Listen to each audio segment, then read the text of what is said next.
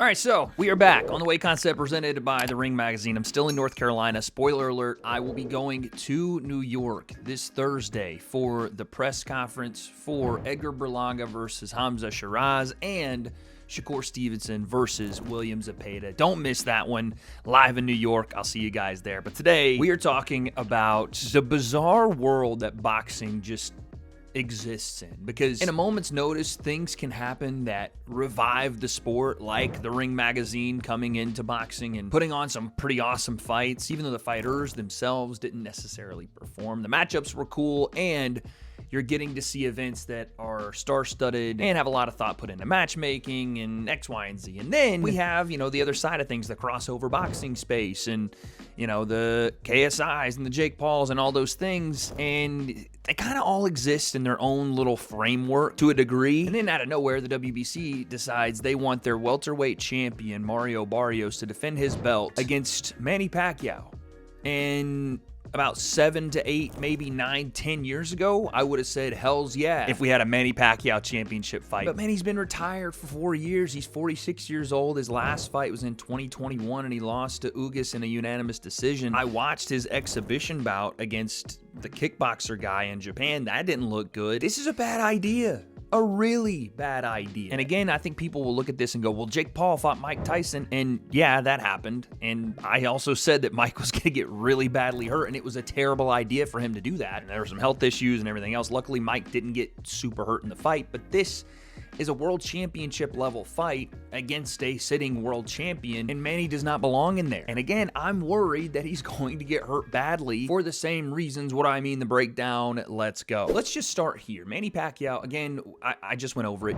46 years old, been retired 4 years, lost his last fight. He beat Keith Thurman before that, but that was 2019. So it's been a while. And this is not me discounting who I think is one of the greatest boxers ever and has an argument to be the greatest ever, because what did he won world championships in how many different divisions? 8, 9, something crazy like that. There'll never be anybody like Manny Pacquiao. But let's just look at it and throw away your bias or throw away your fandom of Manny Pacquiao, because of course there's going to be a ton of people that watch this, and fair play, right, to those people that want to watch this. They want to see their guy go out and try to give it his all one more time. And Mario Barrios didn't look super spectacular when he was on the Netflix card, the Jake and Mike card, and he got dropped against a guy in Ramos that's, not the best of the best at 147. I mean, we're not talking about Jerome Boots Ennis here, right? Or even Imanta Stanionis. Like, we're talking about a guy in Barrios who, when he does step up to the elite of the elite level, does tend to fall in those fights. Keith Thurman, Gervonta Davis, but does have a win over Ugas. And again, is the belt holder right now. The point I'm trying to make is Barrios is not even the elite level of 147, at least not in my opinion. He is not the top level of that weight class.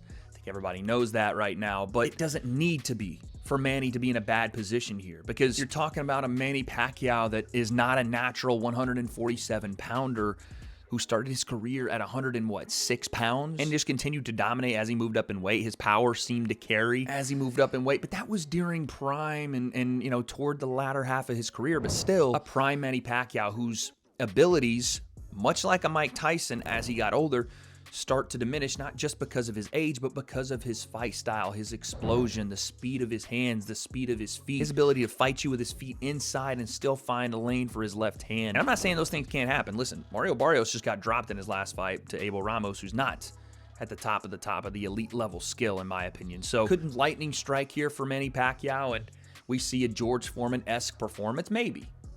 But when George Foreman won the heavyweight title at 48 years old, he'd also been back for 3 years. It wasn't like he just walked right back into a title shot after he had come out of retirement. This was George working his way back to a title shot after winning and losing big fights. Manny, with the time off, now walking straight back into one. And again, Leo, maybe you can throw some clips up from the exhibition that he had in Japan. I just did not like the slowness of the movement, the stuff that you would not want to see out of Manny Pacquiao, because they used to be his greatest strengths, now becoming his greatest weaknesses, right? The kind of plotting footwork, the reaching for punches, not getting to the target like he normally would against a younger fighter, only because he's older and the other guy's younger. And that's what I potentially see happening here. If Mario Barrios can't beat Manny Pacquiao at 46, then he doesn't deserve to hold the WBC belt. But also, why is that even the question? If Mario can't beat him, then he shouldn't hold the belt. If Mario can't beat other actual contenders, he shouldn't hold the belt. Why is Manny Pacquiao the guy brought in to fight for the legitimacy of the WBC at welterweight? It makes no sense. In fact, it delegitimizes the belt. I've always talked about how the 4-belt system doesn't really make a ton of sense because, yes, you give an affordance to people to become world champions, but it doesn't prove who's actually the world champion until someone grabs up all 4 belts. It's just common sense. Like, being a world champion means you are the best in the world. You are the champion of this world at your weight class. We all know right now, at least to me, it's common knowledge that that's Jaron Boots Ennis.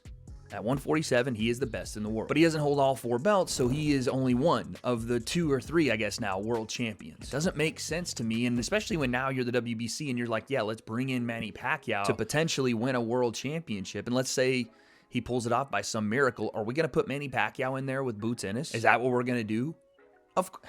I hope not. And again, this is not me trying to be a hater. It's just, I don't want to see Manny get hurt. And Barrios, you know, not the biggest puncher in the world, but he can hurt it badly. He is a volume puncher, and he will be in there against a guy that, again, isn't a natural 147. Even if he finished his career at 147, that's not where Manny was his best self. He's definitely going to be at a massive size disadvantage here. Height, reach, everything. Again, when Manny was in his prime, or, you know, honestly, when he was still in his late 30s and early 40s before he retired, he could have handled that. His speed was still there.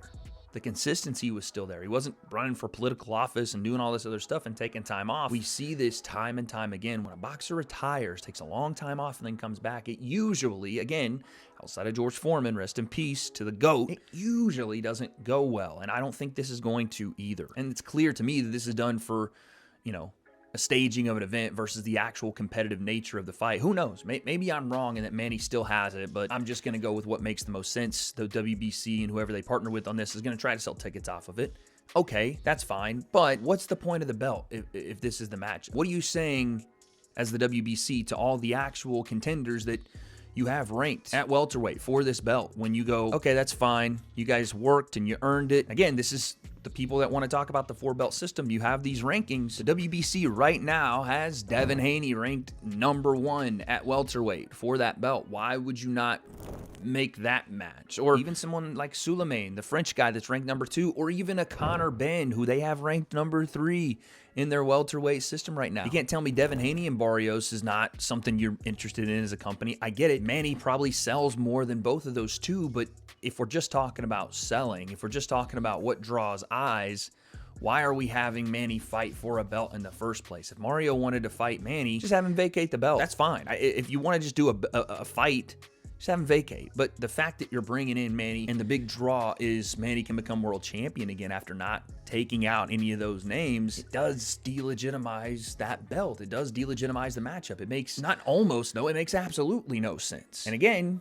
even if Manny is to win it, fair play, that would be fucking insane, and it would be a massive, massive accomplishment for Manny. But what does it say about the specific rankings of certain belt organizations, and if they even mean anything or not? Why fight for a #1 ranking when someone can come out of retirement and just jump right in front? You know what I'm saying? It didn't make any sense. And again, if it's just a regular matchup, if you go, you know what, we've been working on this, I guess they've been saying for a year now between Barrios and Manny Pacquiao, and they want to do that fight. If that's the fight they want to do for whatever reason, you think Barrios' fan base and Pacquiao's fan base is going to be a massive, entertaining fight that doesn't need a belt, then go do that. Just strip Barrios of the belt and have the belt ready for 2 people that are actually in contention, that are competing at the world level currently, that deserve an actual shot at the world title. So yeah, there's just a lot of things about this that I don't like. One, putting Manny in there without having a warm-up fight for a guy that at 46 years old does need a warm-up fight to just make sure and assess that he still has the ability to do this, I think is a bad idea. Putting him in a world title fight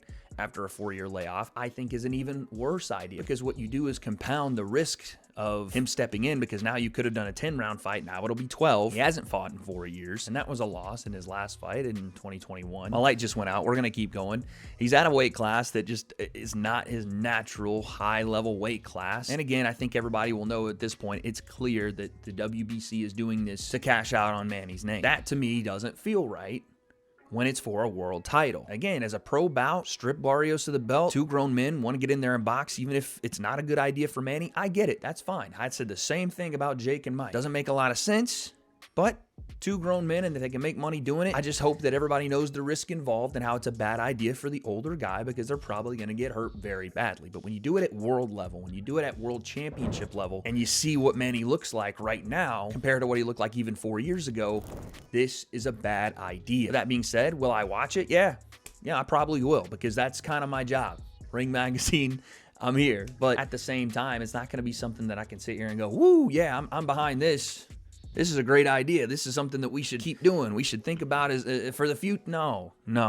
And this happens in all types of different sports. The nostalgia of yesterday's greats, trying to reap the benefits of today's money or whatever else is going into these conversations. It's usually almost always a bad idea, and this one is as well. And yeah, I don't really know that there's any way to disagree with that, but you guys let me know what you think in the comments below. Is this going to go over well? How does Manny Pacquiao even look after this 4-year layoff, and why is the WBC doing this outside of money? Because I think Manny Pacquiao could potentially get really badly hurt, and I think it's going to be a terrible look to bring him in and usher him into a world title fight at 46 years old with no reason to do it other than just money. But that's what I think. You guys let me know in the comments below. And yeah, like I said, press conference this week in New York. Stay tuned, ton of content coming. By the way, if you're not subscribed over on the audio side of all of this, the audio platforms of the W.A.D.E Concept presented by the Ring Magazine, make sure you do that at Spotify, at Apple Podcasts. We have audio stuff coming out all the time you guys want to check out. But stay locked in right here. Oh, Saturday, we're probably going to do a watch party for the Misfits event as well. Stay tuned in for that. I guess we're going to do it here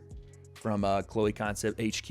We'll figure that out. But you guys let me know what you think about this Manny Pacquiao, Mario Barrios situation. I just don't like it. Not for a world title, not after the 4-year layoff. It's nonsensical. It doesn't make any sense. But as far as what happens, could Manny pull off a miracle and George Foreman this thing? I don't think so, but maybe. July 19th in Las Vegas. I just think it's going to end bad. But I don't have those answers, so I guess we'll find out.